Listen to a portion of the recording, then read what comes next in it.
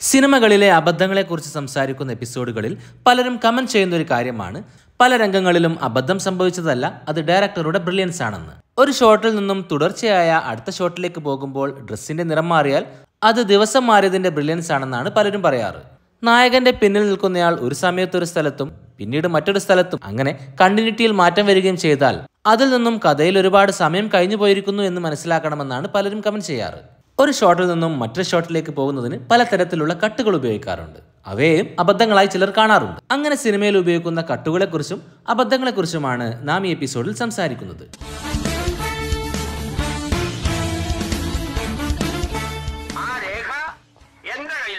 ഉദയനാണ് താരം സിനിമയിലെ ഒരു അബദ്ധത്തെക്കുറിച്ച് കഴിഞ്ഞ എപ്പിസോഡിൽ നാം സംസാരിച്ചിരുന്നു. അങ്ങനെ ചിന്തിച്ചപ്പോഴാണ് ഈ ഐഡിയ തോന്നിയത്. പിടിച്ചു വരേണ്ട അവ സൈക്കിക്കാകുന്നത്. ഇതൊക്കെ അവനെ വെച്ച് അങ്ങനെ ഷൂട്ട് ചെയ്യും എനിക്കറിയില്ലേ. പിന്നെങ്ങനെ? തുടർച്ചയായ രംഗങ്ങളിൽ ചോദ്യത്തിന് ഉത്തരം നൽകിക്കൊണ്ട് സംസാരിച്ചുകൊണ്ടിരിക്കുന്ന രംഗങ്ങളിലാണ് പല ആംഗിളിൽ നിന്ന് കാണിക്കുമ്പോഴും പലരും പല സ്ഥലത്ത് നിൽക്കുന്നതായി കാണുന്നത്. അഭിനേതാക്കളുടെ പൊസിഷൻ മാറിക്കൊണ്ടിരിക്കുന്ന കണ്ടിന്യൂറ്റി മിസ്റ്റേക്ക് ആയിരുന്നു അത്. എന്നാൽ പലരും കമന്റ് ചെയ്തത് അത് ഒരുപാട് സമയം കഴിഞ്ഞു പോയി എന്ന് കാണിക്കാനുള്ള ഡയറക്ടർ ബ്രില്യൻസ് ആയിട്ടാണ്. സിനിമയുടെ കഥ പറയുന്നത് കൊണ്ട് ഒരുപാട് സമയമെടുക്കുമെന്നും സിനിമ ഷൂട്ട് ചെയ്യേണ്ട പ്ലാൻ പറയുന്നത് കൊണ്ട് ഒരുപാട് സമയമെടുക്കുമെന്നെല്ലാം പലരും കമന്റ് ചെയ്തിരുന്നു. എന്നാൽ യഥാർത്ഥത്തിൽ അവിടെ സിനിമയുടെ കഥ പറയുന്നുമില്ല, പ്ലാനും പറയുന്നില്ല. അത് ഒരു സാധാരണ രീതിയിൽ ചോദ്യവും ഉത്തരവും പറയുന്ന ഒരു രംഗം മാത്രമാണ്. മറ്റൊരു കമന്റ് ആയിരുന്നു അതൊരു ജം കട്ട് ആയിരുന്നു എന്ന്. സിനിമയിലെ ദൈർഘ്യമേറിയ ഒരൊറ്റ ഷോട്ടിനെ അതിനിടയിലെ സമയം കട്ട് ചെയ്ത് ഒഴിവാക്കിക്കൊണ്ട് കൂട്ടിച്ചേർത്ത് വെക്കുന്നതിനെയാണ് ജം കട്ട് എന്ന് പറയാറ്. മോഹൻലാൽ അഭിനയിച്ച നിർണയം സിനിമയിലെ ഈ ഒരു രംഗം നിങ്ങൾ കണ്ടിട്ടില്ലേ?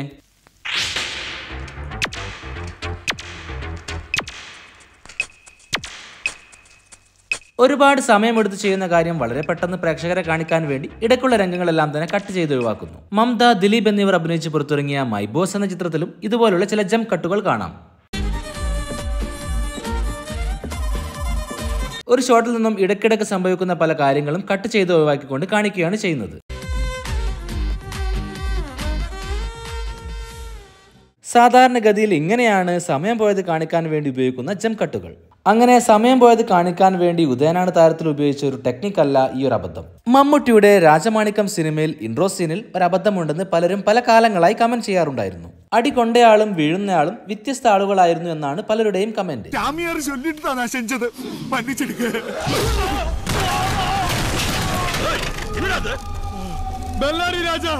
പക്ഷേ ഈ രംഗം കഥയിൽ രണ്ടും രണ്ട് സ്ഥലത്ത് നടക്കുന്നതായിട്ടാണ് കാണിക്കുന്നത്. ആദ്യ സീനിൽ നിന്നും അടുത്ത സീനിലേക്ക് മാറുമ്പോൾ എന്തെങ്കിലും ഒരു ആക്ഷനോ ഒരു വസ്തുവോ അടുത്ത സീനിലും ഒരുപോലെ തന്നെ കാണിക്കുകയും അതൊരു മാച്ചായി തോന്നുകയും ചെയ്യും. അങ്ങനെ കട്ട് ചെയ്യുന്നതിനെയാണ് മാച്ച് കട്ട് എന്ന് വിളിക്കാറ്. ഒരു സ്ഥലത്ത് നിന്നും ഒരാൾ അടികൊണ്ട് തെറിക്കുന്നതും മറ്റൊരു സ്ഥലത്ത് ഒരാൾ അടികൊണ്ട് വീഴുന്നതും രണ്ടും മാച്ച് ചെയ്തുകൊണ്ട് കാണിക്കുക മാത്രമാണ് രാജമാണിക്യം സിനിമയിൽ ചെയ്തത്. മാച്ച് കട്ടിനെ വളരെ രസകരമായി ഉപയോഗിച്ചൊരു സിനിമയായിരുന്നു ടൊവിനോ തോമസ് അഭിനയിച്ച തല്ലുമാല എന്ന ചിത്രം. ആ സിനിമയിലെ ഒരുപാട് രംഗങ്ങളിൽ ട്രാൻസിഷന് വേണ്ടി ഉപയോഗിച്ചത് മാച്ച് കട്ട് ആയിരുന്നു. ദൃശ്യം സിനിമയിലും ഒരുപാട് രംഗങ്ങളിൽ മാച്ച് കട്ട് ഉപയോഗിച്ചിട്ടുണ്ട്. ക്ലൈമാക്സിലും ആദ്യ ഭാഗത്തും നമുക്കത് കാണാം. ഒരു സീനിൽ കണ്ണുകൾ അടക്കുന്നത് കാണിക്കുമ്പോൾ അടുത്ത ഷോട്ടിൽ കണ്ണുകൾ തുറക്കുന്നത് കാണിച്ചുകൊണ്ട് മാച്ച് ചെയ്യുന്നു. ടി.കെ. രാജീവ് കുമാർ സംവിധാനം ചെയ്ത മുകേഷ് ചിത്രമാണ് ഒറ്റയാൾ പട്ടാളം.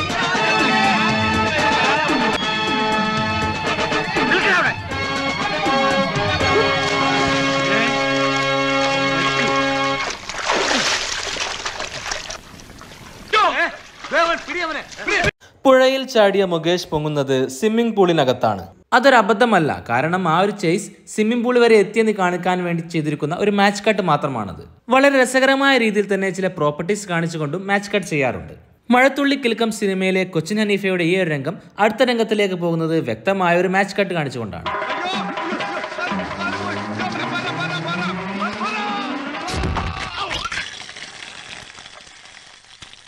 പിടക്കോഴി കൂവുന്ന നൂറ്റാണ്ട് എന്ന സിനിമയിൽ കാണിച്ചിരിക്കുന്ന ജഗതി ശ്രീകുമാറിന്റെ ഈ ഒരു രംഗവും അടുത്ത രംഗത്തിലേക്ക് പോകുന്നത് മാച്ചിങ് ആയിട്ടുള്ള ഒരു കാര്യം കാണിച്ചുകൊണ്ടാണ്.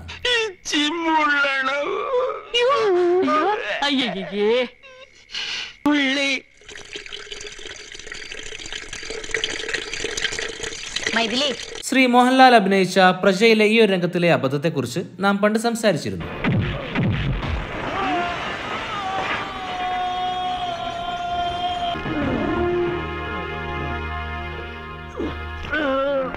വില്ലൻ വീഴുന്നത് ഒരു ബിൽഡിങ്ങിന്റെ നടുക്കാണ്.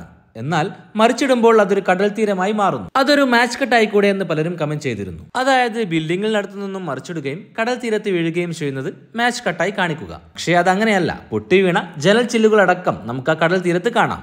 അതും പെറുക്കിക്കൊണ്ടുപോയി കടൽ തീരത്ത് വിതറിയതാണെന്ന ബ്രില്യൻസ് വരെ പലരും കണ്ടെത്തിയേക്കാം. സിനിമയിൽ ഉപയോഗിക്കുന്ന മറ്റൊരു തരത്തിലുള്ള കട്ടാണ് ജെ കട്ട്. ജിത്തു ജോസഫിന്റെ പുതിയ ചിത്രമായ നേരിൽ ഇങ്ങനൊരു രംഗം കാണാം. നീ കരഞ്ഞിട്ട് എന്താ കാര്യം? കണ്ടില്ലേ അവന്റെ സ്വഭാവം? ഇത് ഡയലോഗ് പറയുമ്പോൾ ലിപ് മൂവ്മെന്റ് ഇല്ലാതിരിക്കുക എന്ന ഒരു അബദ്ധമല്ല, മറിച്ച് ഇതൊരു ജെ കട്ടാണ്. അതായത് സിനിമയിലെ അടുത്ത ഷോട്ടിലെ ശബ്ദം മാത്രം ആദ്യം കാണിക്കുന്ന ടെക്നിക്. ഇങ്ങനെ കട്ട് ചെയ്യുമ്പോൾ ശബ്ദം ആദ്യം വരികയും സീൻ പിന്നീടുമാണ് വരിക. കടമ തീർന്നെന്ന് പറയാനുള്ള അവകാശം നിനക്കല്ല ഇസ്തപ്പാനെ, അത് കർത്താവിനാണ്, കർത്താവിന് മാത്രം.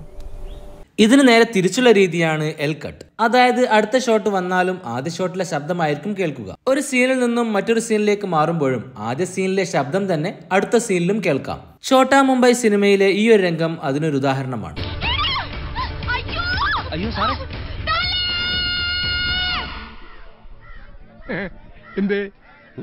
ഇത്തരം കട്ടുകളിൽ ഓഡിയോ തുടർന്നു പോവുകയും സീൻ മാറുകയുമാണ് ചെയ്യുക. 2017 നിവിൻ പോളി ചിത്രം ഞണ്ടുകളുടെ നാട്ടിൽ ഒരു ഇടവേള എന്ന സിനിമയിലും അത്തരത്തിലൊരു രംഗം കാണാം. നമ്മളെല്ലാവരും പുറത്തു വന്ന ദിവസമല്ലേ, അപ്പൊ പിള്ളേരും കാണുമല്ലോ. അപ്പൊ അങ്ങ് പറ, ഞാൻ ഇരിക്കുമ്പോ എന്തായാലും പറയണ്ട. ഞാനങ്ങ് വാഷ്റൂമിൽ പോകുന്ന സമയം നോക്കി അങ്ങ് പറഞ്ഞാൽ മതി.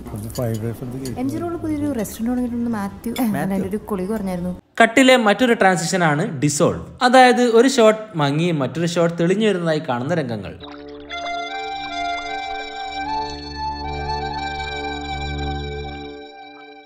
സമയം കടന്നുപോയതിനെ സൂചിപ്പിക്കാനും ഇത്തരത്തിൽ ഡിസോൾവ് ഉപയോഗിക്കാറുണ്ട്. വെട്ടം സിനിമയിലെ ഈ രംഗത്തിൽ അത് ഉപയോഗിച്ചതായി കാണാം. സിനിമകളിൽ ഉപയോഗിക്കുന്ന മറ്റൊരു കട്ടാണ് ഇൻവിസിബിൾ കട്ട്. അതായത് എവിടെയാണ് കട്ട് ചെയ്തതെന്ന് പ്രേക്ഷകന് പെട്ടെന്ന് മനസ്സിലാകാത്ത രീതിയിൽ കട്ട് ചെയ്യുക. പല സമയത്തെടുത്ത ഷോട്ടുകളെ ലോങ് ഷോട്ടായി കാണിക്കാൻ വേണ്ടിയും അത്തരത്തിലുള്ള കട്ടുകളാണ് ഉപയോഗിക്കാറ്. ഇല്ല, പറഞ്ഞിട്ടില്ല. വെറുതെ എല്ലാരും അറിഞ്ഞ് ഇതൊരു ഇഷ്യൂ ആക്കണ്ട. ഇവിടുന്ന് ഇറങ്ങുമ്പോ കരയാതെ നോക്കാം.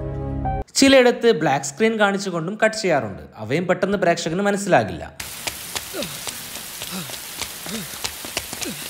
സിനിമയിലെ കഥാപാത്രത്തിന്റെ ആക്ഷനോ മൂവ്മെന്റോ തുടർന്നുകൊണ്ട് കട്ട് ചെയ്യുന്നതിനെയാണ് കട്ടിംഗ് ഓൺ ആക്ഷൻ എന്ന് പറയാറ്. സാധാരണ ഫൈറ്റ് രംഗങ്ങളിലെല്ലാം തന്നെ ആ കട്ടാണ് ഉപയോഗിക്കാറ്. അതിൽ കഥാപാത്രത്തിന്റെ മൂവ്മെന്റിൽ തന്നെ കട്ട് ചെയ്യുന്നു. അടുത്ത ഷോട്ടിൽ ആ മൂവ്മെന്റ് തുടരുകയും ചെയ്യുന്നു. ഇവയിലൊന്നും ഉൾപ്പെടാത്ത സാധാരണ കട്ടുകളെ സ്റ്റാൻഡേർഡ് കട്ട് എന്നാണ് വിളിക്കാറ്. സിനിമകളിൽ ഇനിയും ഒരുപാട് തരത്തിലുള്ള കട്ടുകളും ട്രാൻസിഷൻ രീതികളുമുണ്ട്. നിങ്ങൾക്കറിയാവുന്നവ കമന്റ് ചെയ്യുമല്ലോ. നിങ്ങൾക്ക് ഏറ്റവും ഇഷ്ടപ്പെട്ട കൗതുകപരമായ കട്ടുകളുള്ള സിനിമകൾ ഉണ്ടെങ്കിൽ അവയും കമന്റ് ചെയ്യുമല്ലോ. ചാനൽ സബ്സ്ക്രൈബ് ചെയ്യാതെയാണ് നിങ്ങൾ വീഡിയോ ഇതുവരെ കണ്ടതെങ്കിൽ ചാനൽ സബ്സ്ക്രൈബ് ചെയ്യുന്ന കാര്യം പരിഗണിക്കുമല്ലോ. മറ്റൊരു രസകരമായ വീഡിയോയുമായി വീണ്ടും വരാം. പീസ്.